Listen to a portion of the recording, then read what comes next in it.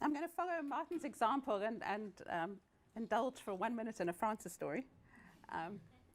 So I did economics 2 here at UCT, and I thought it was a singularly unhelpful course. And I'm happy. I don't think any of my lecturers are here, but I actually wouldn't remember if they were, because they made absolutely no impact on me. And then Francis came along, and Francis gave this. He only had a week. And it didn't really fit the curriculum at all. I mean, Francis just did whatever he felt like doing. And he came and he gave us a sort of, 4 lectures on his book on poverty. And it was just absolutely eye-opening. And it completely changed my perception of economics. So I would never have studied economics if it hadn't been for Francis. My life would have also been very different in 1994 through what one might regard as a very interventionist step on part of Andrew Donaldson. I was in the process of moving from Pretoria to Cape Town, and I needed a job. And the Treasury transferred me as a VAT inspector. And Andrew said, no, you can't possibly become a VAT inspector, for which I'm eternally grateful, Andrew. And he instead sent me off to work with Francis. And so I had been at the Treasury running the macro model. This didn't deter Francis at all. He didn't care about the fact that I knew absolutely nothing about micro data. He put me to work on the PSLSD. Had me cleaning data for almost a year.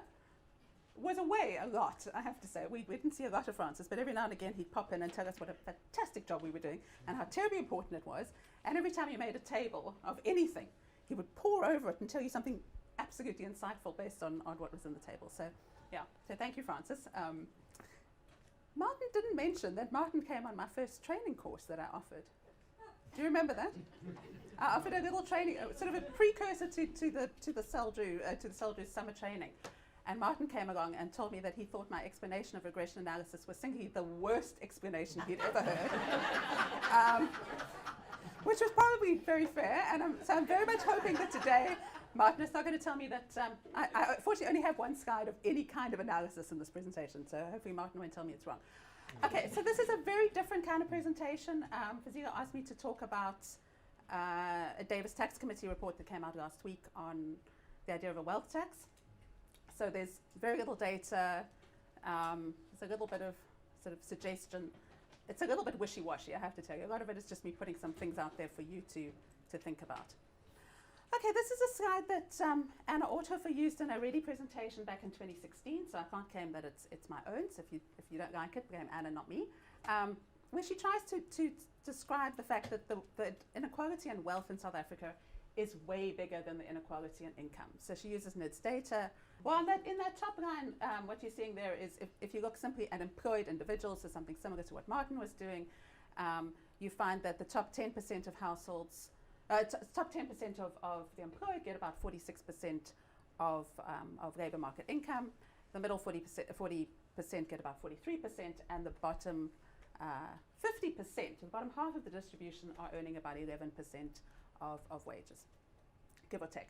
That completely pales into insignificance when you look at it relative to wealth. So the NIDS data is probably not, we would never claim as perfect for studying wealth. Rees has done great work trying to compare it to other data sources.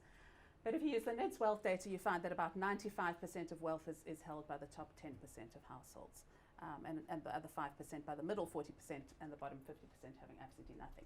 So clearly, what you're seeing there is that it's uncontested that there is massive wealth inequality in South Africa. The question is what might one do about it? Oh, just another sort of so I've got a couple of descriptions to kind of orient us, and I think this kind of speaks to Laura's point. So we think about wealth inequality. We think about the fact that the wealth Gini is absolutely massive, definitely in excess of 0.995. How rich are these rich people? And so in the South African case, if you look at that blue bar, about 2.5% of individuals are earning more than $100,000 US, and about 0.1% of South Africans are earning more than $1 million. Okay, so I think that's, when we talk about the wealthy, I think most people would regard one as being reasonably wealthy if you had more than $100,000 in assets of some form. Not a vast number of individuals. Okay, so that turns out that graph from Sharks' World Inequality Database triangulates incredibly well with other data which we have. There are about 45,000 dollar millionaires in South Africa. They have collective wealth of about $184 billion, which in effect, those 45,000 dollar millionaires equate to being roughly the top 0.1% of South Africans, and they own a quarter of overall of total household wealth. Assuming that we can use all these different data sources and stick them together, which is a little dicey. If you look at the Forbes 50 richest list, there are 10 South Africans on that list, and they have a collective net worth of $25 billion, which is about 5% of overall household wealth. So without doubt, some incredibly wealthy people out there. So let's think a little bit about why is wealth so unequal. And so I think it's worth sort of breaking this up into different pieces of the story. So the first part, obviously, is it depends firstly on how much money you inherit, right? So that's your starting point as a person, is how much money did you inherit. If we put on top of that the income that you then earn over your lifetime, the inequality in that income is obviously another component of wealth inequality. Savings behavior matters, right? So the amount of income that you've earned is relevant. The amount that you actually keep and save and add to your stock of wealth is a critical element. Having chosen to save some money, the inequality of the returns on that money then matters. I'm going to talk about those different components in a little bit. So I think Patricia, you presented on inequality of opportunity? Yeah. Yes?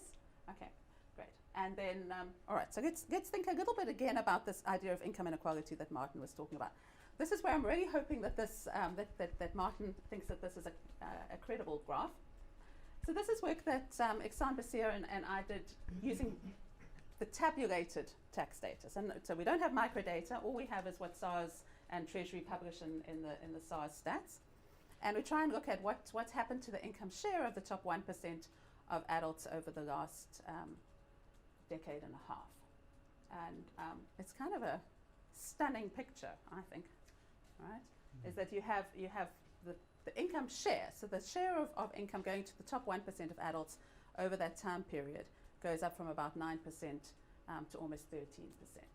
So an absolutely massive increase in the share that's being earned by that top 1%, notwithstanding Martin's point about measurement, right? So for sure, it's quite possible that the tax systems that SARS was that there's a SARS effect in there. But I think it's unlikely that I think it's likely that what we are seeing is a pulling away of that top 1%. That over the last while, that 1% have really increased the amount of the pie that they're managing to keep for themselves. So I thought that was a pretty stunning picture. Okay, so we have microdata from the tax stats from the personal income tax database for 2011 and 2014. Martin spoke quite a lot about the 2011 data. We then got a second cut for 2014. And what I want to show there is that the super rich have quite different income sources to the rest of the rich. All right, so this first line here is the 95th to the 97th and a half percentile. So Martin fortunately explained what percentiles were. Okay, so if we think about people that are hovering around about the 95th percentile, for them the vast majority of their income is coming from the labor market in the form of salaries. When we move to the top 0.01% of the distribution, the very, very top of the distribution, the share that's coming from the labor market, share of income that's coming from the labor market is actually quite small. Okay, so that's where you get into this picture of actually the fact that income inequality at the very, very top is a story that's not just driven by wages, but by by dividends, by interest, by directors' fees, capital gains. Andrew spoke a bit about capital gains. So capital gains really don't matter for people except right at the top of the distribution, and bonuses. So the first point, I think, takeaway message there is that if we're thinking about addressing inequality through the tax system, one of the first things we need to think about is whether all these components of tax, all these components of income are being treated in roughly similar ways. So that's a first takeaway message. So that's that's one part of the story, right? Is what can we achieve in terms of addressing inequality, of addressing inequality through thinking about just the income tax system and thinking about how we address income inequality. And that's an important part of the story. Even if our ultimate aim is something different in terms of addressing wealth inequality, if we start by addressing income inequality, we will make inroads of some form into that distribution. But then Tony Atkinson says, well, actually, that's part of, it's fine to say we can address some of this wealth inequality through addressing income inequality, but actually wealth is a legitimate tax base in and of itself. So Tony Atkinson says it's not just about ensuring that we tax those increments to your wealth portfolio, the income, the flow that adds to your stock of wealth each year, but actually we should think about wealth as being as a completely separate tax base. And so he makes the point that wealth conveys benefits to the individual simply by not just because of the income that it generates, but by virtue of having this having this stock. That it gives you security, it allows you to take risk, and it conveys power. So that was the starting point for the Davis Tax Committee, was to say, well, actually, we think that we can think about wealth as a tax base in and of itself. Turns out it didn't take us terribly far, but I'll get there in a moment. So what are the types of ways in which we might might think about wealth taxes? So the one that I'm going to focus on today is the idea of an annual wealth tax. So once a year, you sit down and you make a list of all your assets, and then SARS takes a percentage of that. Other forms of wealth taxes that one sees in many countries are inheritance taxes and estate duty. So South Africa, we have estate duty, by which I mean that when a person passes away, the value of their estate is valued, and SARS takes a percentage of that estate. All right? The alternative way in which you can do this, which is probably a fairer way, is to think about inheritance tax, that you rather tax the people that have benefited from inheriting that wealth. So the big distinction there is that in the one case, it doesn't matter whether you've left your money to 20 people or one person, whereas in the case of inheritance tax, it takes account of that and incentivizes you in a way to leave money to more people. There's certainly a school of thought which says that inheritance taxes or estate taxes should be 100%. You're done, right? You're dead, you're gone, you no longer need any of this stuff, and the state should simply take it away. That's turns out to not be typically be something that's popular with voters, even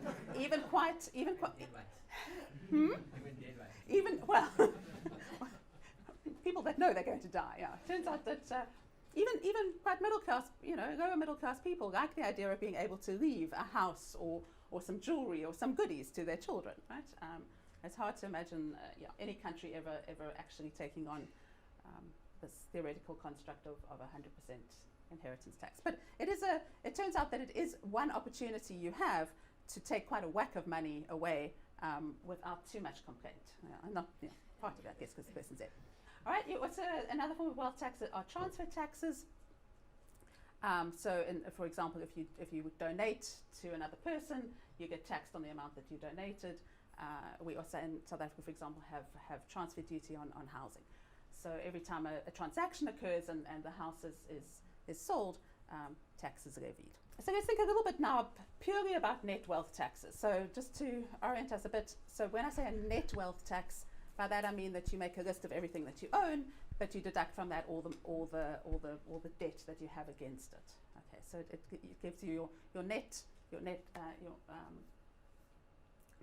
assets rather than your gross assets, because if you might live in a £1 million house, but if you've got a £1 million bond, in fact you have no equity whatsoever. So the first point to make is that, and we found this difficult in the discussions that we had in the public hearings for the wealth tax, was that people really couldn't quite get their head around the orders of magnitude.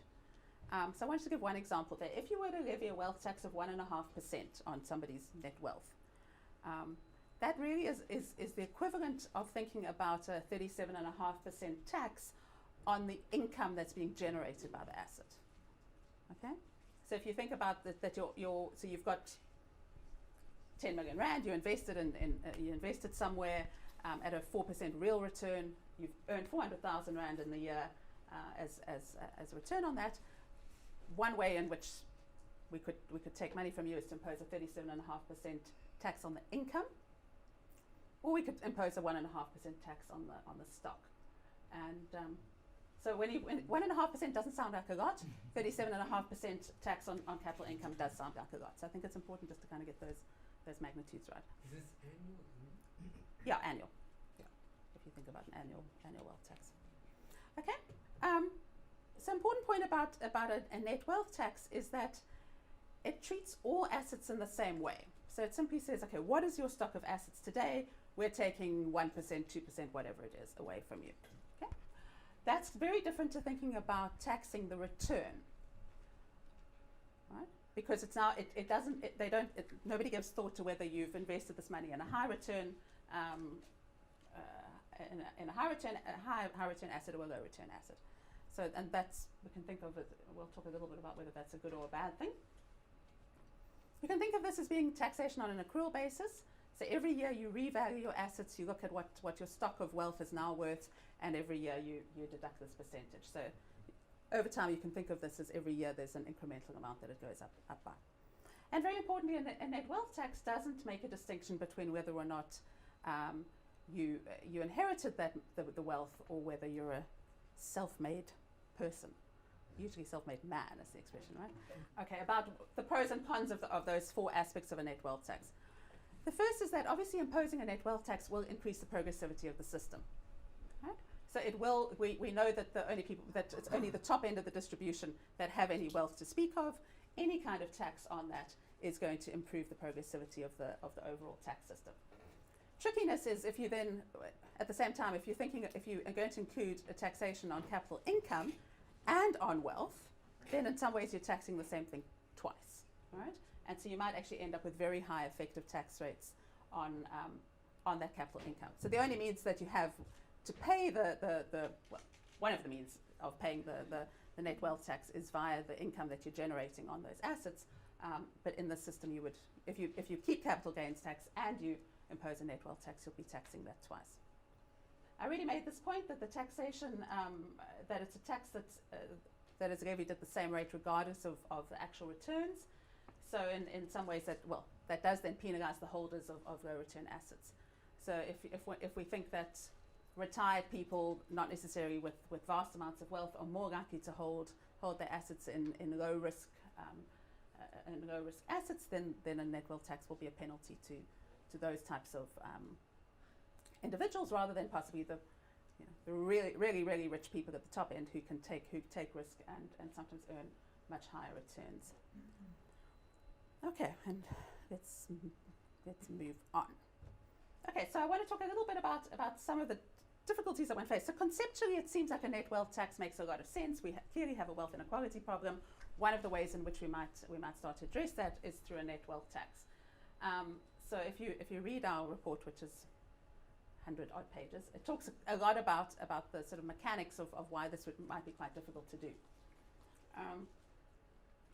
I quite like this example of think about a person who owns just one asset. So somebody, she owns a painting, it's an incredibly valuable painting, she has absolutely nothing else. And so now every year she needs to fill in her tax return. First of all, she needs a value for this painting, right? So that's a complicated problem. Whose valuation, right? Does SARS appoint a valuator? Does she find one? Okay, but that's the first problem that she's going to face, is that she's going to need to find somebody who can value this for her. And that's a costly exercise. It's costly for her and it's costly for SARS. So there's a high cost of administration and there's a high cost of compliance. Thirdly, she faces a liquidity constraint, right? She's now got to pay tax of, let's call it 2% of the value of her 10 million Rand, or obviously this painting's worth much more than that, but she somehow has to find the money with which to pay her tax bill. She can't sell off a portion of her painting, right? So she's going to need to find some other means of financing that. I think that problem is overstated. The practitioners talk about it a lot. In reality, if you own an incredibly valuable painting, chances are good somebody is willing to lend you some money. And they'll lend you money up until the date on which you finally sell the painting.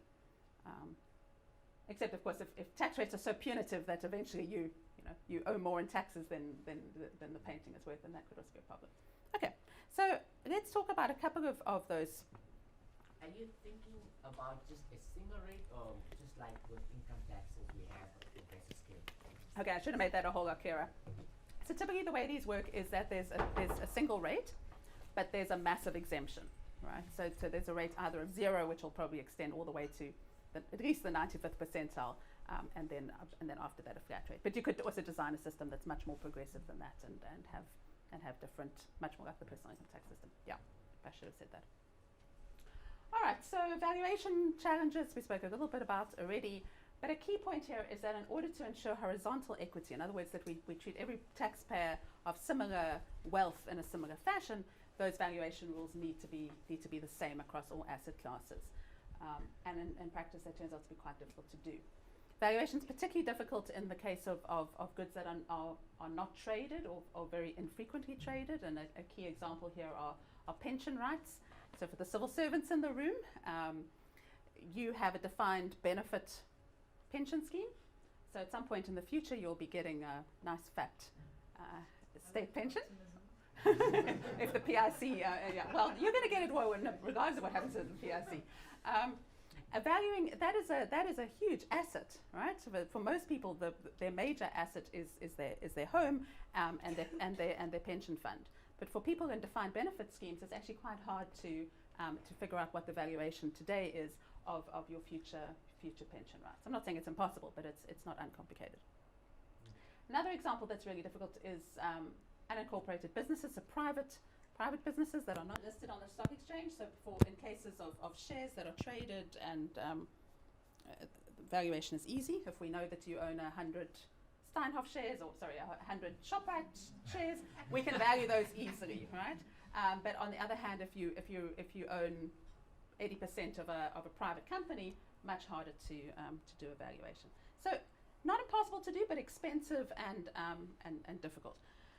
And so the point I wanted to make here is that typically countries that do have net wealth taxes actually earn very little revenue from them. So not only is there a high compliance cost, but there's a very high cost yield ratio. So you spend an awful lot of money trying to collect what actually turns out not to be a lot of revenue. So in France, about 0.5% of GDP. These are the only 4 OECD countries that still have net wealth taxes, right? So in 1990, 12 countries 12 OECD countries had net wealth taxes. As of today, only 4 still do. So a lot of countries have abandoned them altogether for a variety of reasons. So typically very low yields in France. 0.2% of GDP comes from the wealth tax, in Norway 0.4%, Spain 0.1%, Switzerland, which has a sort of more local type of wealth tax, it only generates 1% of GDP. So not a huge amount of revenue. I know one can, the argument that then always comes up as well, at the right rate, of course, you'll get more revenue, but it turns out that that's easier said than done. All right, so what do you include I said at the beginning, SARS simply says, well, do a little balance sheet, write down all your assets, write down all your debt, you get the difference. But actually most countries, through lobbying, eventually start to think about, actually, maybe we should exclude that, maybe we should exclude this. And so typically business assets are excluded because they're thought of as something which is used to generate business income. Pension assets, very controversial, almost always, in fact I think in every possible example, end up being excluded. And as soon as we take pension funds out of the mix, firstly then horizontal equity goes out the window, but also we erode a vast amount of the base. Artwork and antiques, the motivation here is generally that these are national treasures, these are things we should encourage people to hold, and they're difficult to value, and they often go unreported. Almost every country also excludes your main residence, your primary residence. And again, then as soon as you start to do that, then you've again eroded the base, you again don't have horizontal equity. And this is the challenge that was faced in Germany, where this went to the Constitutional Court, that different assets were simply not being treated equally, and the tax was struck down. The last point I want to make, and slightly soft data, so it's more of a story being told around it, but it's an interesting thing to think about, is the idea that if you have a tax regime that the very wealthy think of as punitive, and that might not just be about a wealth tax, but it could also be about very high income taxes, then very wealthy people are often quite mobile. So this is just a graph showing tax migration out of France. So many something like 65 French billionaires have relocated to Belgium and to Switzerland. Switzerland because it has good secrecy laws. Belgium because it has a lower tax regime. So the story that people like to tell here is that the average is that you have these unbelievably wealthy people that simply pick up and go. In the South African example, I'm not entirely sure where you go, right? Possibly Mauritius, but it is again something that practitioners like to talk about a lot. All right. So in conclusion, I wanted to make the point that while we do believe that wealth inequality is a massive problem, and we acknowledge that tax policy is an important instrument for redistribution, not just through the tax system, but through what you can achieve on the expenditure side, financed through those taxes. It wasn't obvious to us at the end of the process that a net wealth tax was the way to go. So the DTC report has a slightly wishy-washy conclusion, which is to say, well, we think SARS should ask people to start reporting on their assets, on their net wealth. Then we'll have some data. We like to use this argument a lot. Once we have some data, then we can really think about what this will all do. And it will have the added benefit of, by forcing people to disclose something of their wealth, we're hoping that that will encourage better reporting on the income side. Martin spoke earlier about lifestyle audits. So essentially, you're forcing every taxpayer to do their own little lifestyle audit. Does the income that you earn bear some relation to the wealth that you're holding? So.